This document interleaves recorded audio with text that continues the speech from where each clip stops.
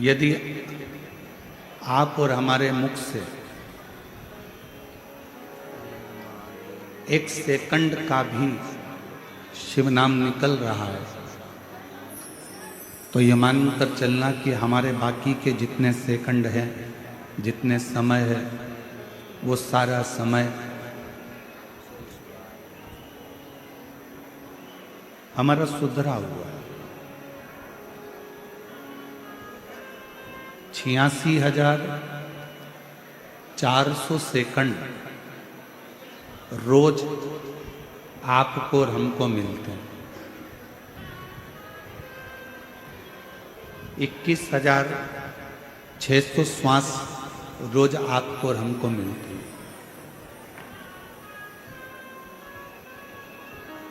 अब 86,400 सेकंड में से मान लो अगर 5-10 सेकंड आपके भगवान की भक्ति में निकल गए,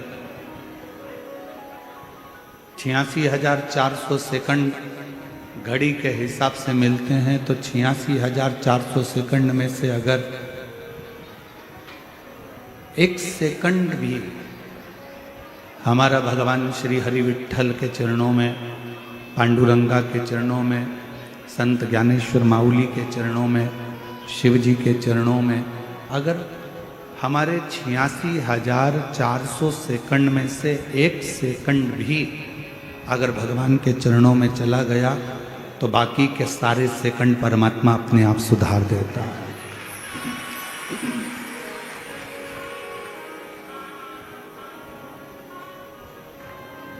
क्यों? किसी ने कहा गुरुजी ऐसे कैसे हो सकता है कि 86,400 सेकंड प्रत्येक मनुष्य को है। घड़ी में 86,400 सेकंड जो मिलते हैं उसमें से एक सेकंड परमात्मा को दिया और परमात्मा ने बाकी के सारे सेकंड हमारे सुधार दिए। वो कैसे? आज कथा का छठा दिन है। शिव महापुराण में इसको शिवरात्रि कहते हैं और हमारा निवेदन है आज के दिन भक्तों की भीड़ भी बहुत आती है और आज के दिन भगवान शंकर भी ये चाहता है कि तुम्हारा दिल कथा में ना लगे, क्योंकि अगर तुम्हारा दिल आज की कथा में लग गया तो शंकर भगवान को तुम्हारे घर पर आकर तुम्हारी झोली भरना पड़ेगी।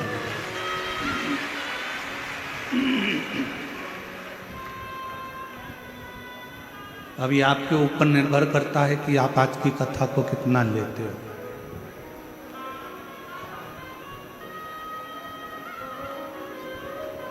छियासी 86,400 सेकंड में से एक सेकंड भी अगर आपका अच्छा निकला है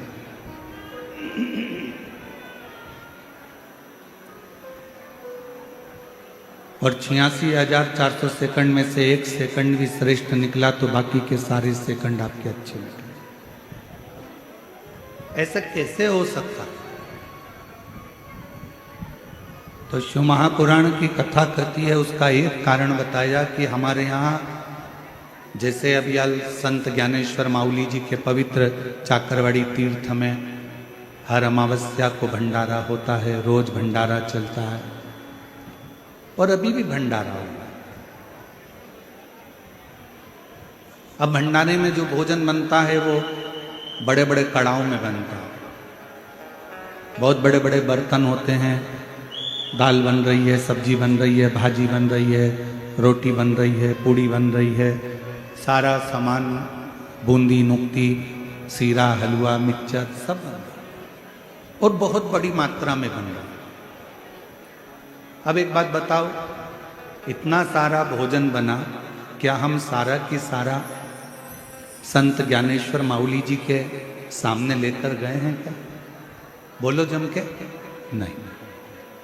बहुत सारा भंडारे में भोजन बना पर हम इतना सारा भोजन लेकर शंकर जी के सामने नहीं पहुंचे, देवता के सामने लेकर नहीं पहुंचे।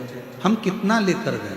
एक थाली में लगाकर थोड़ा थोड़ा हमने संत ज्ञानेश्वर माउली जी का भोग लगा दिया, हमने महादेव जी को भोग लगा दिया, हमने पांडुरंगा हरि विठ्ठल को भोग लगा दिया, हमने देवी को भोग लगा दिया और फिर उस थाली को लेकर आए और उस थाली का प्रसाद हमने जो बड़े बड़े पात्र थे उन पात्र में ले जाकर डाल दिया। डाला तो क्या हो गया, वो सारा की सारा प्रसाद बन गया। बस उसी तरह 86,400 सेकंड में से 1 सेकंड भी हम शिव को याद कर लेते हैं, मुख से श्री शिवाय नमस्तुभ्यम कह लेते हैं, तो हमारे बाकी के सारे सेकंड अपने आप सुधरते चले जाते हैं और वो शिव का प्रसाद।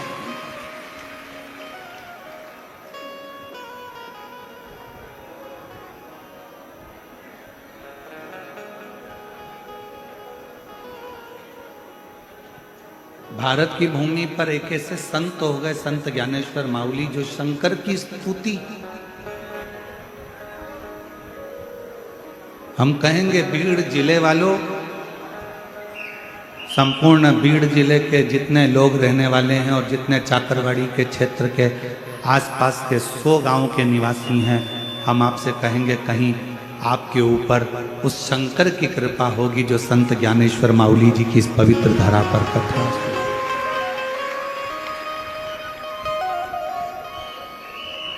शिव का गुणगान एक तो बहुत कठिन है, और यदि शिव का गुणगान मिल भी जाए ना, करने वाला अगर प्राप्त भी हो गया, शिव का गुणगान करने वाला कहीं मिल भी गया, तो फिर उसका स्मरण होना, उससे मिलना भी कठिन।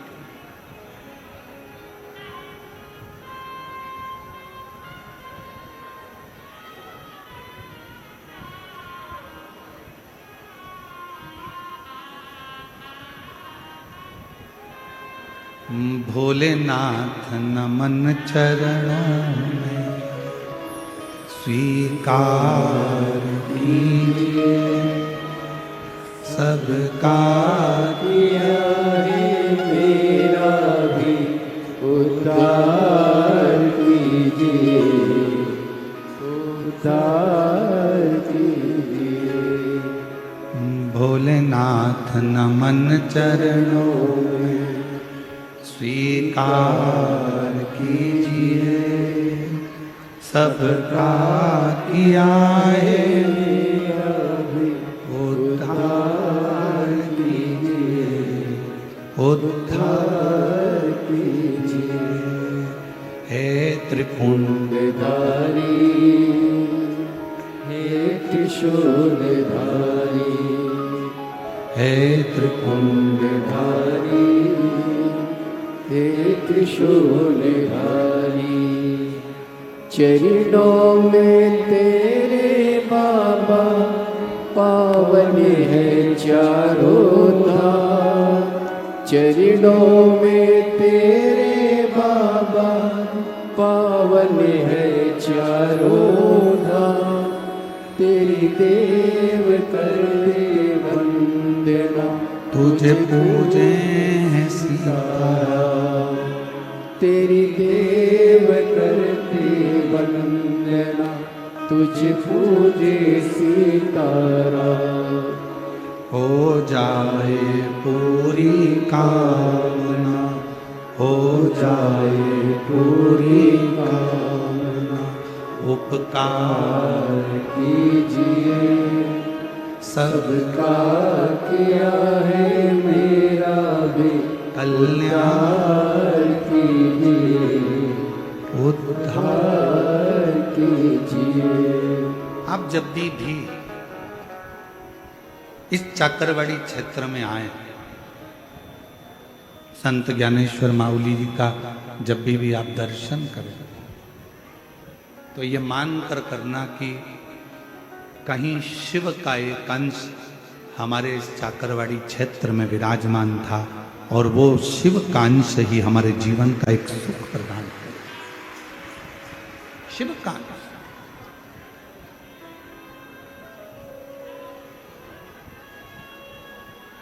और एक बात कहें आपसे, वैसे तो आप सबने भगवान शिव की कथा को सुना है, स्मरण किया, पर अपनी जिंदगी में एक बात उतार कर रखो कि इस जीवन का, मानव शरीर का कोई भरोसा नहीं। 21,600 श्वास में से कौन सी श्वास आपकी और हमारी आखिरी होगी, ये किसी को नहीं।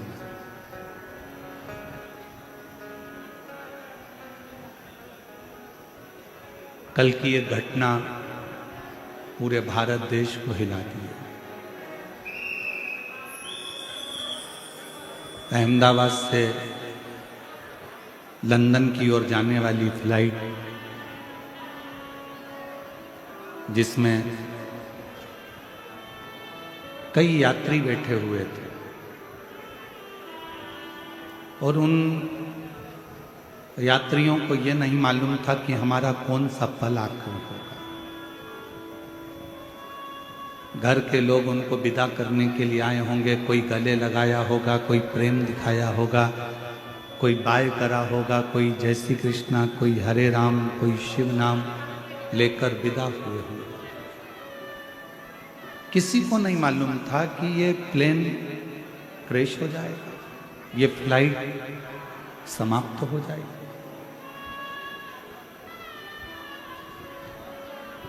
और एक एक सनातनियों का, एक एक भारत की भूमि पर रहने वाले एक एक व्यक्ति का हृदय कल की घटना को देखकर सुनकर कछोट गया।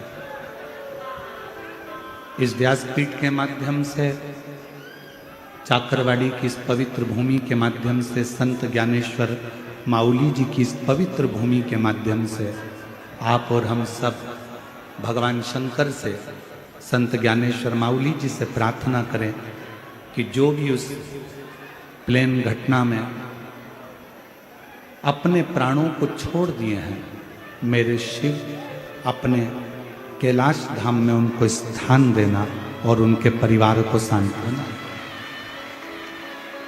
5 बार श्री शिवाय नमस्तुभ्यम का जाप आप और हम उन सभी जीवों के लिए करते हैं।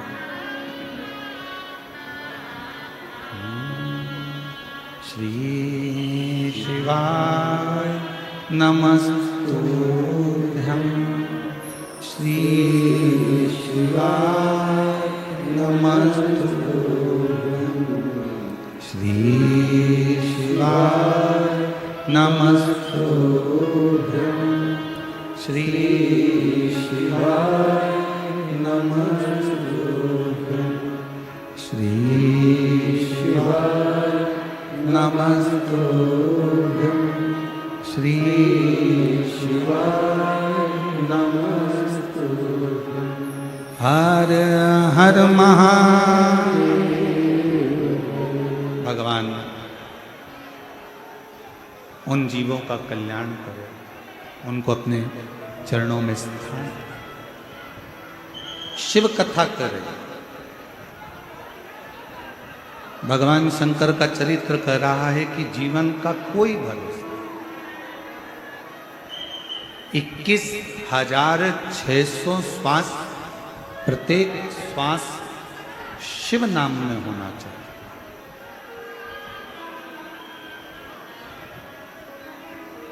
प्रत्येक श्वास में भगवान शंकर का गुणगान होना चाहिए।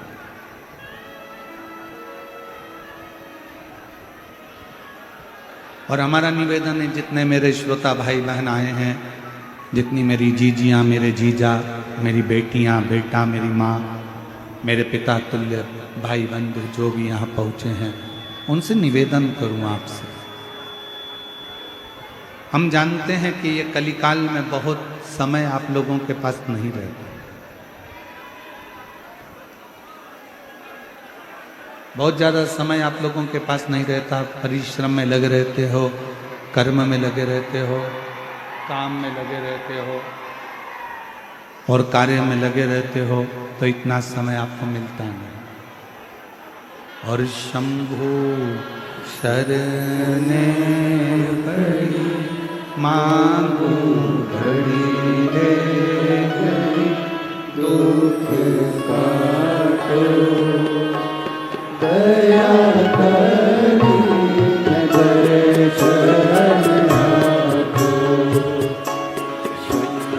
मंच में मनोज जी जारंगे पाटिल महाराष्ट्र राज्य से आए हैं। एक बार जोरदार तालियां। माननीय मनोज जारंगे जी पाटिल महाराष्ट्र राज्य से, हमारा निवेदन है कि वो व्यासपीठ पर पधारें और भगवान शिव की इस पवित्र कथा में आपका स्वागत है, वंदन है, अभिनंदन।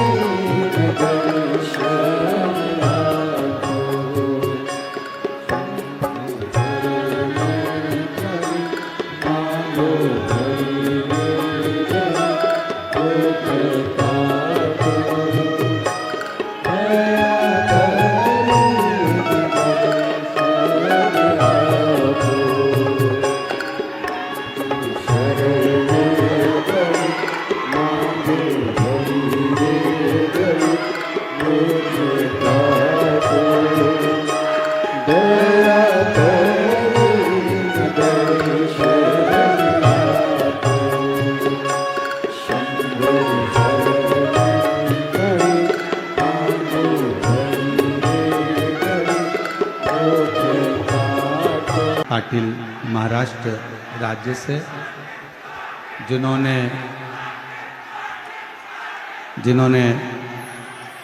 संपूर्ण महाराष्ट्र में रहने वाले मराठियों के लिए एक अग्रता प्रदान करी है। ऐसे मनोज जारंगे जी के लिए एक बार जोरदार ताली बजाकर।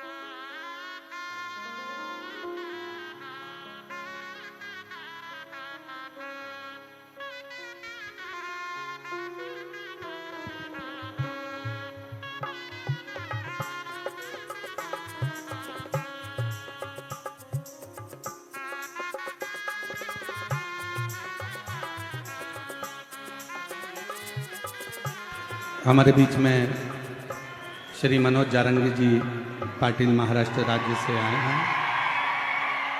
मैं निवेदन करूंगा कि आप चाकरवाड़ी की इस पवित्र भूमि पर संत ज्ञानेश्वर माऊली जी की इस पवित्र धरा पर आप आए हैं, तो मेरा निवेदन रहेगा दो शब्द श्री संत ज्ञानेश्वर महाराज जी माऊली जी की इस पवित्र धरा पर मनोज जारंगे जी पाटिल महाराष्ट्र जी से दो शब्द बोलेंगे और उसके बाद मैं हर हर अच्छा हॅलो हॅलो संघर्ष योद्धा मनोज दादा जरांगे पाटील बोलतील. सगळ्यांना रामकृष्ण हरी. महान संत सद्गुरू माऊली दादा यांच्या चरणी प्रथम नतमस्तक होतो. महंत ज्यांचं शिवपुराण आहे, महंत श्री प्रदीपजी मिश्राजी यांनाही नमन करतो आणि माऊली दादांच्या पुण्यतिथीच्या निमित्तानं आपल्या सगळ्यांना खूप खूप शुभेच्छा देतो. आमचे तात्या सगळ्यांचे गुरु यांच्याही चरणी नतमस्तक होतो आणि थांबतो. सगळ्यांना रामकृष्ण हरी. श्री शिवाय शंभो शरण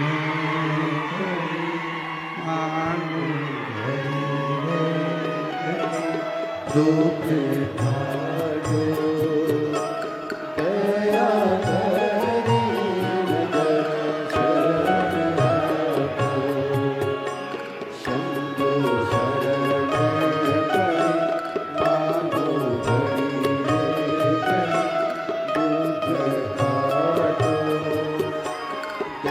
दया करी दर्शन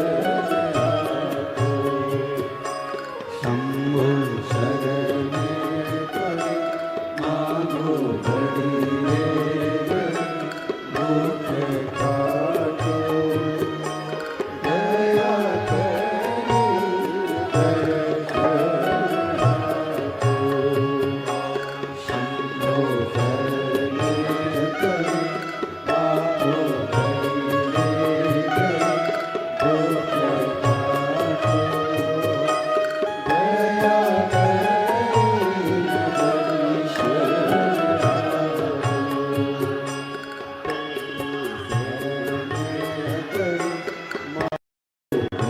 घड़ी दुख काटो दया करी दर्शन आपको शंभो शरण करी मांगो घड़ी दुख काटो दया करी दर्शन आपको हर हर महा भगवान देवादिदेव महादेव की कथा कर रहे हैं.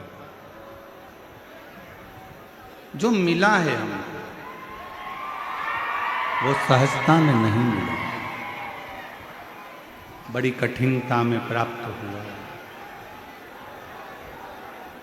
अथक प्रयास,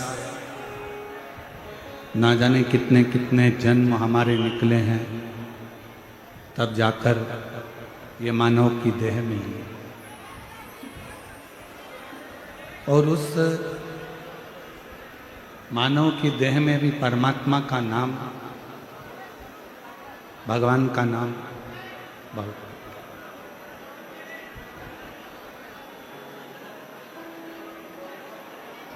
यदि मान लो शिव कृपा हो जाए, भगवान शंकर की करुणा हो जाए, दया हो जाए और शिव की उदारता से पुनः वापिस हमारा शरीर छूटने के बाद में भगवान आपसे पूछे कि वापिस मृत्यु लोक में जाना चाहोगे? क्या चाहो?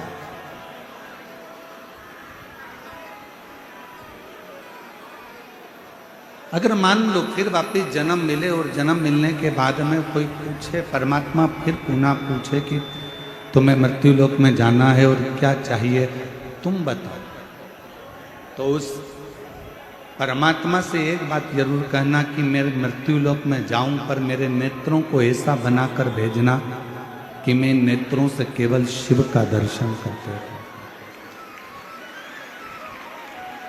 मेरे हाथों को ऐसा बनाकर भेजना कि इन हाथों से मैं शिवालय की सेवा करता हूं। मेरे पांवों को ऐसा बनाकर भेजना कि ये शिवालय तक जाते रहे। और मेरे इस मन को ऐसा बनाकर भेजना कि इस मन में स्वयं मेरा शंकर विराजमान हो, स्वयं मेरा शिव इस मन के अंदर बैठे, चित्त के अंदर। मनुष्य के जीवन की आधे से ज्यादा तकलीफें, मानव जीवन की आधे से ज्यादा समस्या, तकलीफ, कष्ट व्यक्ति खुद समाप्त कर ले। कैसे कर सकता है? अपने आत्मबल से, अपने विश्वास से।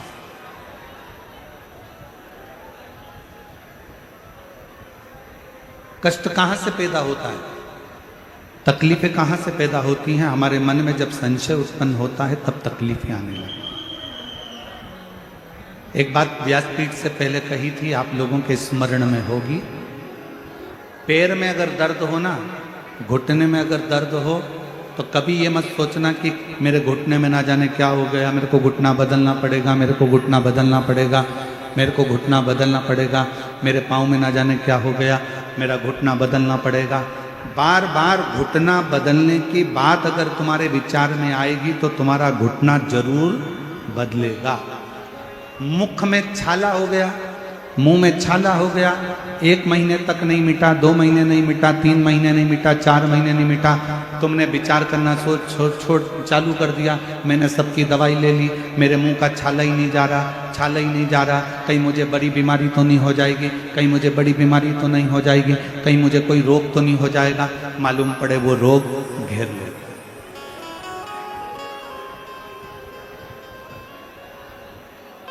जरा सा शरीर में हाथ लगा कर देखा तो कहीं भाग उठा हुआ नजर आया।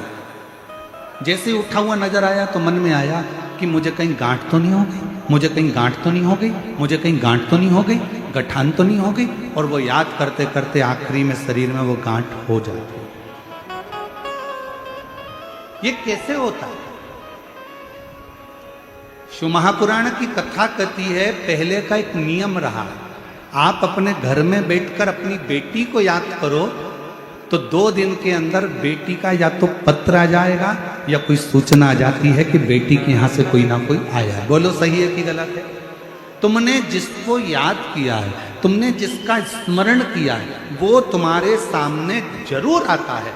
इसलिए शिव पुराण की कथा कहती है, अगर शरीर में थोड़ा बहुत रोग आ जाए, 1-2 महीने चल रहा है, कभी ये मत सोचना कि मुझे कोई बड़ी बीमारी होने वाली है, बड़ी बीमारी होने वाली है, बड़ी बीमारी होने वाली है। हमेशा ये सोचना थोड़ा बहुत है, अच्छी हो जाऊंगी मैं तो शंकर जी पे 1 लोटा जल चढ़ाऊंगी और पक्का है मैं ठीक हो जाऊंगी, डॉक्टर को दिखा के आऊंगी, गोली खाऊंगी, कुंदकेश्वर महादेव का नाम लूंगी, अच्छी हो जाऊंगी। जब तुम अंदर से ये विश्वास बना लोगे कि मुझे कोई बीमारी हो ही नहीं सकती है, तो बड़ी से बड़ी बीमारी अगर हो भी रही होगी तो बीमारी भी सोचेगी किसके शरीर में आ रही हूं, इससे तो मैं निकल के बाहर चली जाऊं तो अच्छा है, ये झेलने वाली है।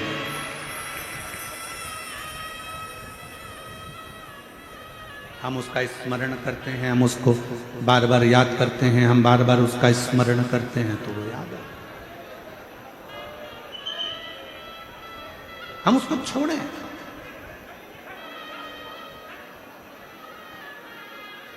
हम तो बाबा के भरोसे चलते हैं, हम तो बाबा के भरोसे चलते हैं।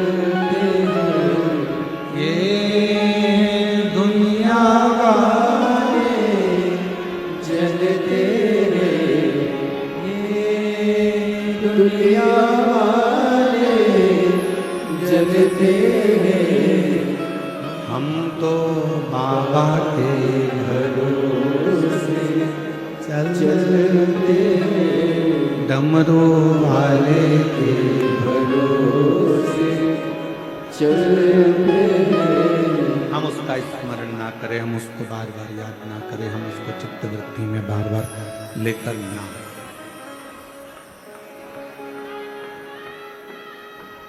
एक पत्र है, अच्छा है शंभू।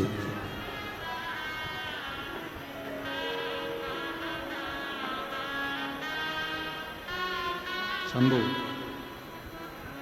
मैं सो मनीषा जयवंत नाइक, महाराष्ट्र जिला परभणी की रहने वाली हूं। बाबा का क्या गुणगान करूं गुरुदेव।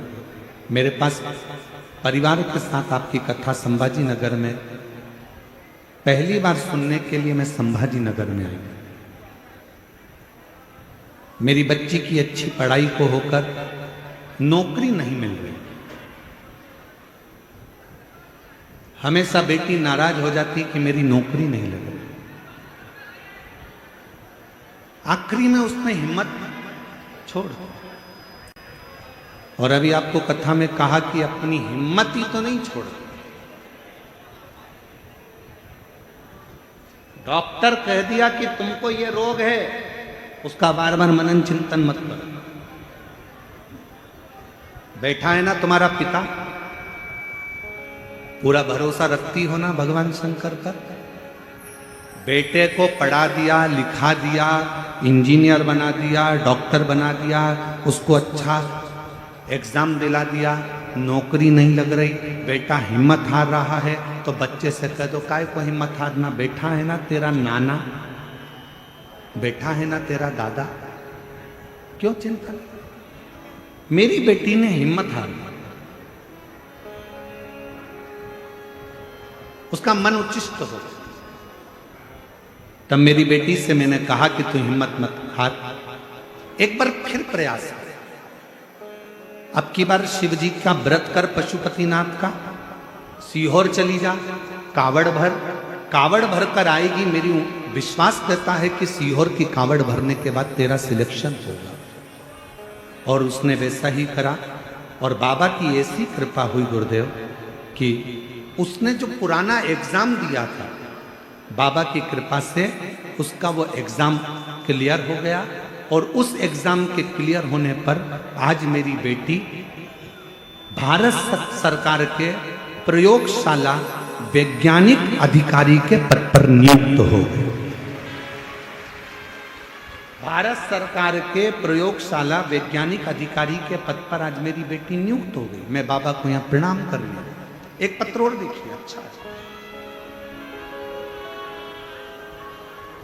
छाया हरिश्चंद्र मुंडे, परली बैजनाथ बीड़ जिला की रहने वाली हूं। मेरा मोबाइल नंबर ये है।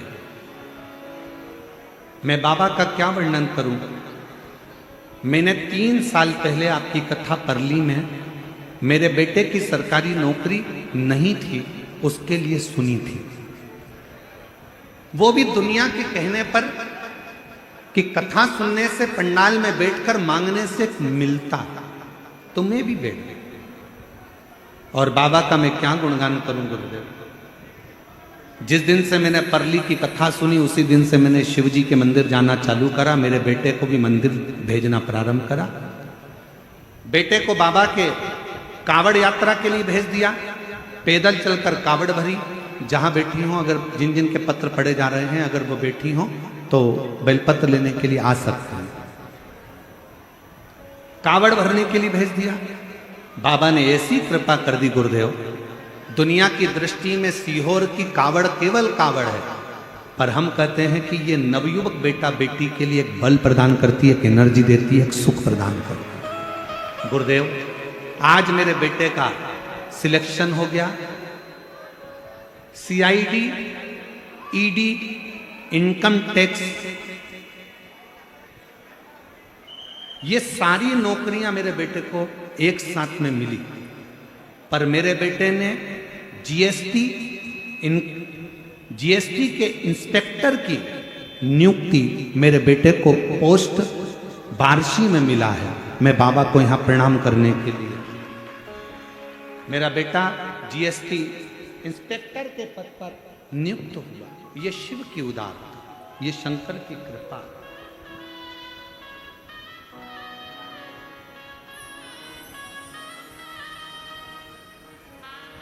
एक पत्र और है, अच्छा है। मेरा नाम करुणा सदाशिव आंगजाल है, आंगजाल है। मुकाम पोस्ट कोड़ा गांव, घोड़ो, तहसील परली, बैजनाथ, जिला बीड़ की रहने वाली हूँ। कहीं बैठी हो तो आ सकती हूँ। मेरे बेटे का नाम सिद्धेश्वर आंगजाल है। उम्र है 34 वर्ष।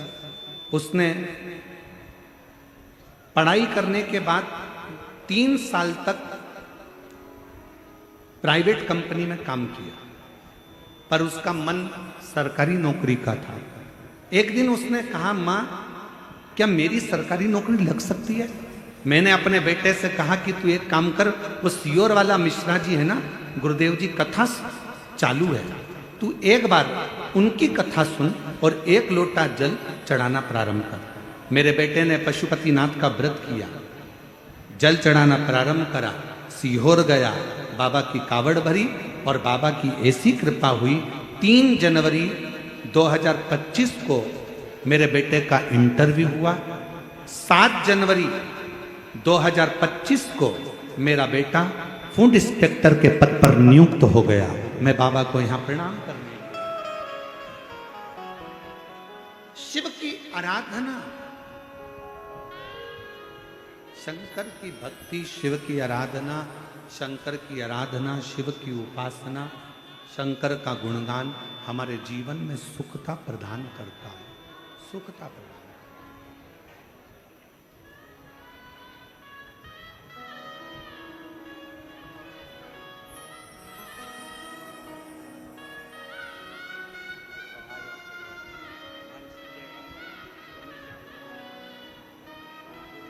बेटी का जॉब लगा है, एक बार जोरदार ताली बजाकर स्वागत करें।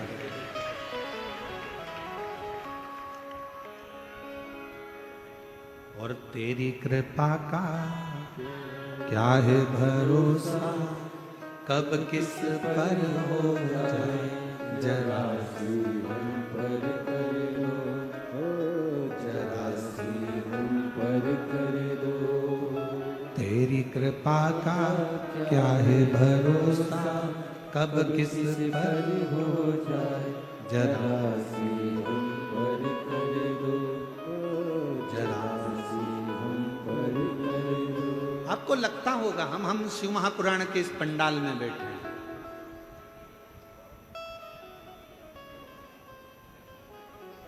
आप और हम शिव महापुराण की कथा में बैठे,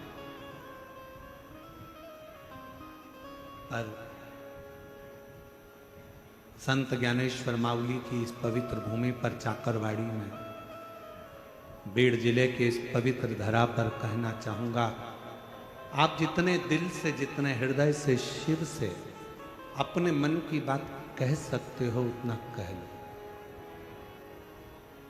जितने हृदय से। और फिर हमारा भी विश्वास रहता है कि जब अगली कथा बेजापुर में 26 तारीख से होगी तो उसमें आपका एक पत्र इस व्यासपीठ पर जरूर मिलेगा। आप उससे कहो,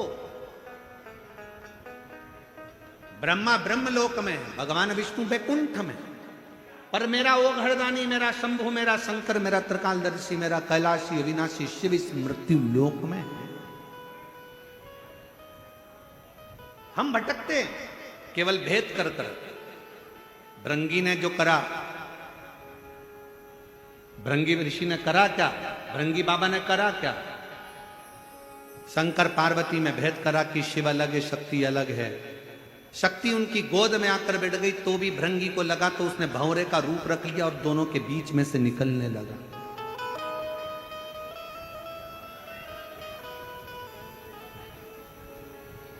शिव और शक्ति भक्ति में भेद करने लगे और दोनों के मध्य में से भंवरा बनकर निकलने लगे।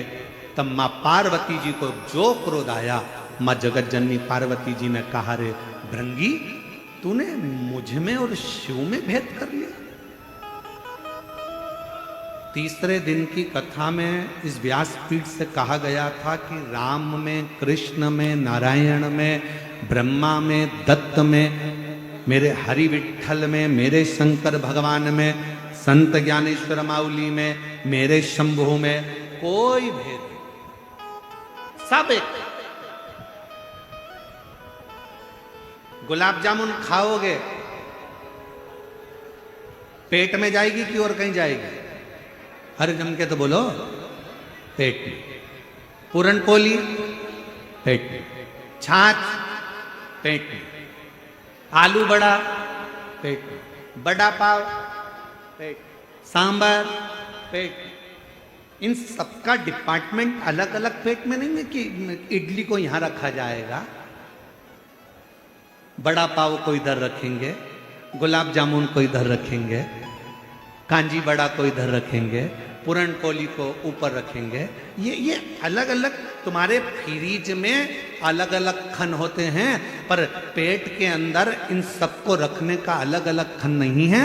जो खाया सब पेट में गया, पेट में जाकर ब्लड बन गया, ब्लड बनकर शरीर में दौड़ता रहा। बस उसी तरह जैसे सब खाया, सब पेट में गया और जाने के बाद एक ब्लड की बूंद बन गई, उसी तरह तुम राम कहो, कृष्ण कहो, हरि विठ्ठल कहो, पांडुरंगा कहो, संत ज्ञानेश्वर माउली कहो, शिव कहो, ओघड़दानी कहो, विश्वनाथ कहो, महाकाल कहो, चाहे तुम्हारी मर्जी पड़े उसको भजो, आखिरी में जाना उसी की शरण में है।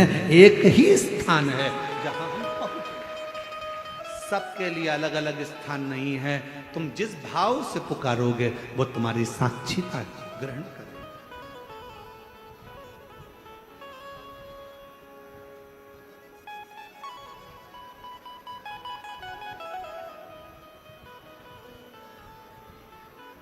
तुम जिस भाव से उसको पुकारो वो मानो। महाराज,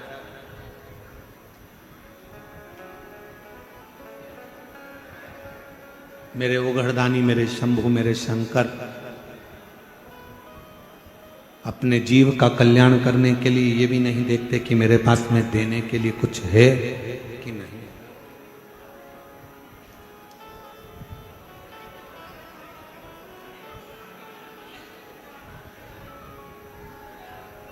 दो तरह के लोग घर में रहते हैं।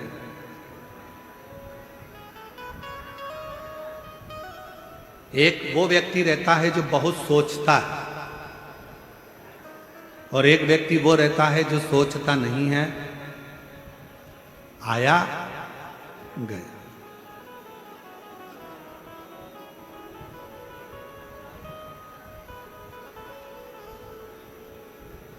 मस्त जिंदगी जी रहा, और दोनों की शादी हो गई, दोनों की पत्नी है। जिसका पति बहुत ज्यादा सोचता है उसकी पत्नी भी दिन रात डिप्रेशन में रहती है कि मेरी देवरानी का पति थोड़ा सा आया और क्या एंजॉय करता है, घूमने चले गया, अमरावती चले गया, पुणे चले गया, अपनी पत्नी को लेकर वहाँ महाबलेश्वर चले गया, घूमने चले गया, शिरडी चले गया, त्र्यंबक चले गया, और उसकी पत्नी जो बहुत सोचता है, बहुत सोचता है, बहुत सोचता है, उसकी पत्नी डिप्रेशन में पड़ी रहती है। एक मेरा पति मुझे ले जाता नहीं, उसके पास तो थोड़ा सा पैसा आया, घूमने चले गया, थोड़ा सा पैसा आया, गाड़ी ले ली, थोड़ा सा पैसा आया, एंजॉय कर लिया, थोड़ा सा पैसा आया, खूब एंजॉय कर रहा है। डिप्रेशन में मत जाओ, बल्कि उससे सीखो। आज मौका मिला है, आज बाबा ने कृपा करी है, तो क्यों ना खुशी की जिंदगी जिए, क्यों ना खुशी की जिंदगी जिए। हम सब भविष्य का सोच कर रोते हैं। जोड़ कर रखो बेटे के हिसाब से, जोड़ के रखो बेटी के हिसाब से, जोड़ के रखो, मकान बना कर रखो, अच्छा बंगला बना लो, गाड़ी बना लो। हम भविष्य का सोच रहे हैं, आगे क्या होगा, आगे क्या होगा, आगे क्या होगा, आगे क्या होगा। शिव महापुराण की कथा कहती है, जो जो अभी अहमदाबाद से लंदन के लिए जा रहे थे उनने भी यही बहुत कुछ सोचा होगा, लंदन में जाके सेटल हो जाएंगे, अपना ये कर लेंगे, अपना गाड़ी, अपना बंगला, अपन नौकरी, अपन ये, अपन वो, सब सोचते आगे चलकर ऐसा करेंगे। जीवन किसने देखा? पूरी दुनिया भविष्य का सोचकर चल रही है, पर शिव महापुराण की कथा कहती है वो भविष्य के सोचने के चक्कर में अपना वर्तमान खोते चले जा रहे हो। अपने वर्तमान को सही जीना चालू कर दो तो भविष्य अपने आप सुंदर होता चलेगा। अपना वर्तमान अच्छा जियो, अपने वर्तमान में अपन प्रसन्न होकर जियो, अपने वर्तमान में अपन खुश होकर जियो।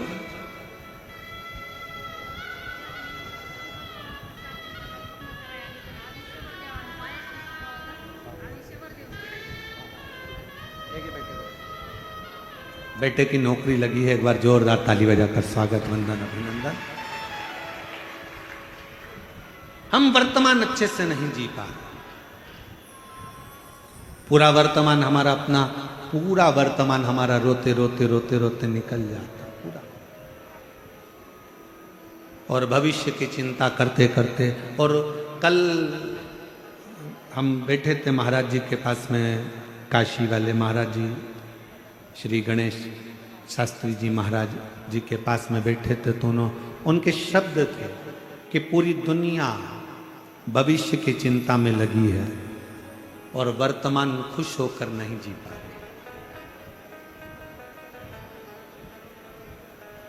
इस वर्तमान में आप थोड़ा सा देना सीखो, इस वर्तमान में आप थोड़ा सा प्रदान करना सीखो।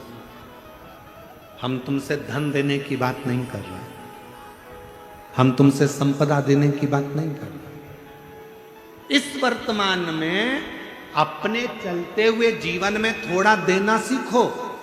क्या देना है? क्योंकि कली काल के अंदर भगवान शंकर ने मां जगतजननी दुर्गा भवानी मां पार्वती से कहा, पार्वती, घोर कलयुग के अंदर मनुष्य जो देगा उसे वही प्राप्त होगा। आप किसी को स्माइल दीजिए, आपको स्माइल मिलेगी। आप किसी को यश दीजिए, आपको यश मिलेगा। आप किसी को सम्मान दीजिए, आपको सम्मान मिलेगा। आप किसी का गुणगान करिए, कोई आपका गुणगान करेगा। आप किसी को अच्छा बोलिए, आपको अच्छा मिलना प्रारंभ हो जाएगा। और इसी कलिकाल में आप किसी को गाली देकर देख लीजिए, आप एक दोगे वो चार सुनाकर चला जाएगा।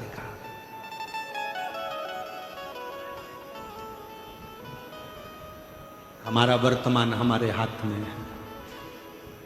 भविष्य, भूतकाल, भविष्य काल ये सब हमारे हाथ का नहीं, पर वर्तमान हमारे हाथ का है। इसलिए मत बुरे कर्म कर बंदे वरना पछताएगा, भगवान की आंखों से तू बच नहीं पाएगा, तू बच नहीं पाएगा। अरे ओ अज्ञानी मत करना दानी, अरे ओ अज्ञानी मत करना दानी।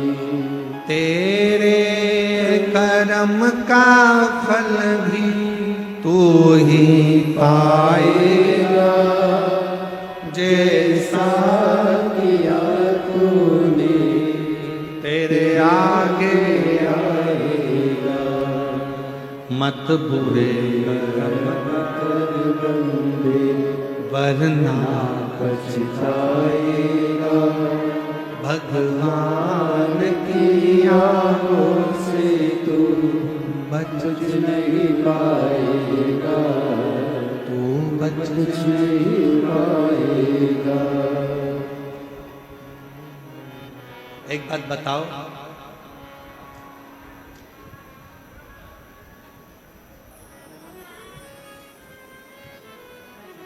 बच्चे को मेला कब तक अच्छा लगता है?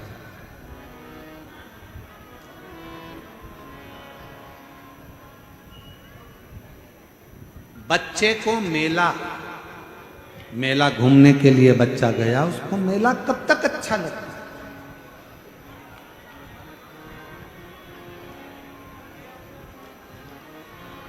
जम के तो बोलो, वो चाकरवाड़ी वाले,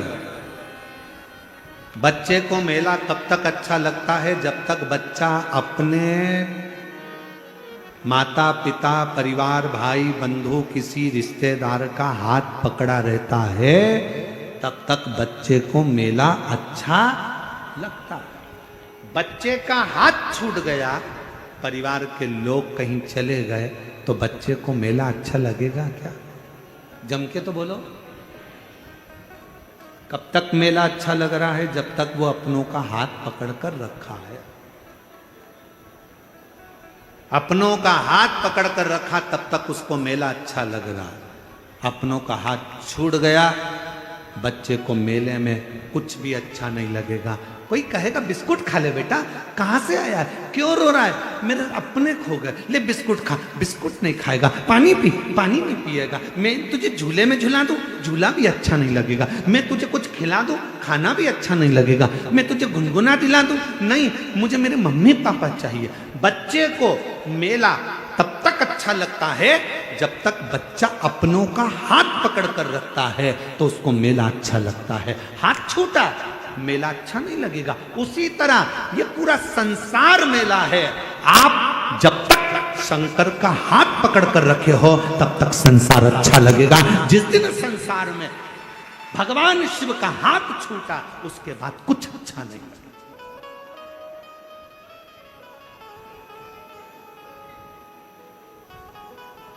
हम दुख क्यों पाते हैं? क्योंकि हम परमात्मा को भूल जाते हैं, हम मेले में खो जाते हैं। ये माताएं बहुत चतुर हैं। ये जितनी बैठी हुई है ना ये कथा में, और जितनी आस्था चैनल पर कथा सुन रही हैं, जितनी फेसबुक यूट्यूब पर कथा सुन रही हैं, ये जितनी मेरी जीजियां बैठी हैं, ये मेरी सारी बहनें बहुत चतुर हैं। छोटा सा बच्चा रहता है ना, जब तक वो खेलना नहीं जानता तब तक ये उसको गोदी में रखती हैं, लगा कर लगती हैं, हृदय से लगती हैं, और जैसे ही उसके हाथ में कुछ ना कुछ पकड़ा देती हैं, जब वो धीरे से झुनझुना पकड़ लेता है, खेलना चालू कर देता है, तो ये धीरे से गोदी में से नीचे सुला देती है और अपने काम में लग जाती है।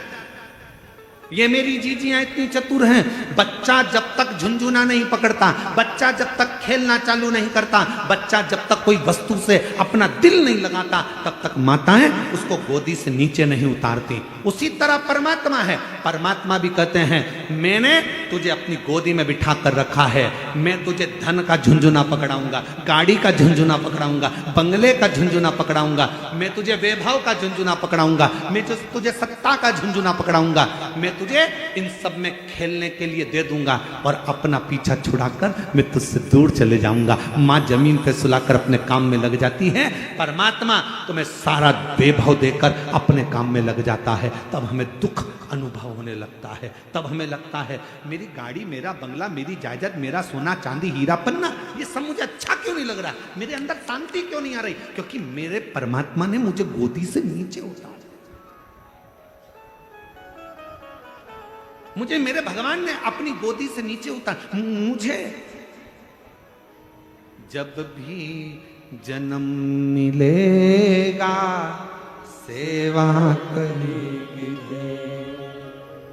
कहते तुमसे बाबा शरण पड़ेगी, देना साथ हमारा बाबा बन कर के तुम साथी, अजब है भोला दरबार तुम्हारा, दरबार तुम्हारा। आप उस पे पूर्ण विश्वास के साथ आप उसकी गोदी में बैठे हो, जब तक उसकी शरणागति में हो, गोदी में हो, तब तक दुख नहीं।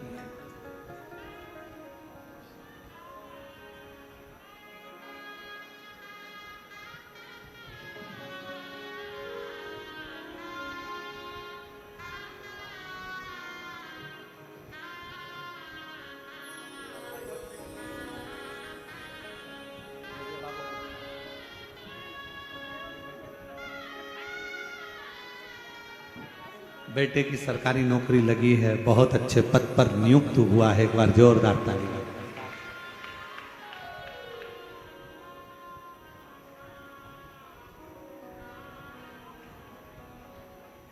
आज हमारे कल नहीं, परसों के दिन परली बैजनाथ वाले सोमानी जी आए। आज वो शायद उनके पिताजी आए नहीं है ना, सोमानी जी के पिताजी परसों आए। अच्छा कल है, हाँ कल है। उन्होंने एक प्रश्न किया, विश्वास और अंधविश्वास में कितना अंतर है?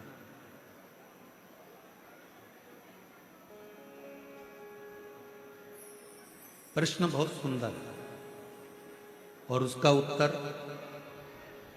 जितने आस्था चैनल पर कथा सुन रहे हैं और जितने इस पंडाल में कथा सुन रहे हैं, संत ज्ञानेश्वर माउली जी की इस पवित्र सिद्ध क्षेत्र में कथा सुन रहे हैं, सबकी बुद्धि में बैठना चाहिए। विश्वास और अंधविश्वास में कितना अंतर है? हम छोटी सी बात में माननीय सोमानी जी को हम समझाना बताना चाहेंगे। विश्वास और अंधविश्वास में एक अंतर आप छोटी सी बात से समझें। शरीर में रोग हो गया, बीमारी हो गई, डॉक्टर ने गोली दी, आपने गोली ली और शंकर जी पर भरोसा कर कर, विश्वास कर कर कि इस डॉक्टर की मैं गोली खाऊंगी और मुझे पूर्ण विश्वास है मेरा महादेव मुझे अच्छा कर देगा, और डॉक्टर की गोली को तुमने खाया और तुम्हारी तबीयत ठीक हुई, ये तुम्हारा विश्वास है। अब अंधविश्वास किसको कहते हैं? डॉक्टर को दिखाया, गोली ली, घर लाके रख ली और विचार करा नहीं मैं गोली नहीं खाऊंगी, मैं तो भगवान पर भरोसा करती हूँ, मैं तो विश्वास करती हूँ और मैं वहां जाऊंगी ऐसा कर लूंगी, वहां जाऊंगी वैसा कर लूंगी, कोई झाड़ा लगाएगा वहां पहुंच जाऊंगी, कोई ये देगा वहां पहुंच जाऊंगी, कोई वहां ना ना ना, इसको अंधविश्वास कहा गया। विश्वास अंधविश्वास में अंतर है।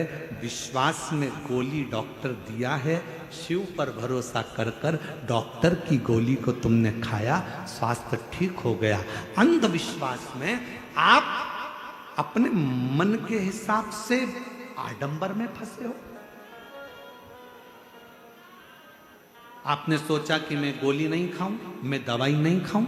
शिव महापुराण की कथा कहती है कि कली काल में जो बीमारियां किसी को नहीं होती थी, कहीं इक्का दुक्का को होती थी, कली काल में ये सब्जी भाजी अनाज जितना होता है इसमें दवाइयां डाली जाती है ज्यादा उपज के लिए।